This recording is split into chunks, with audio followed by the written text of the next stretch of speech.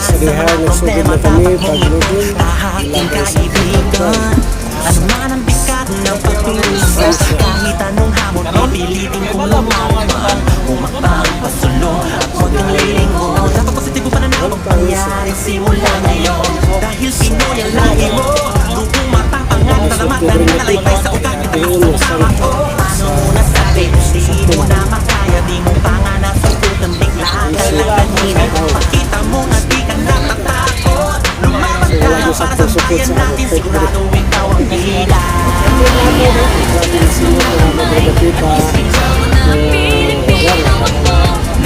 Nag-deliver kami sa Robinson Pasig Supermarket.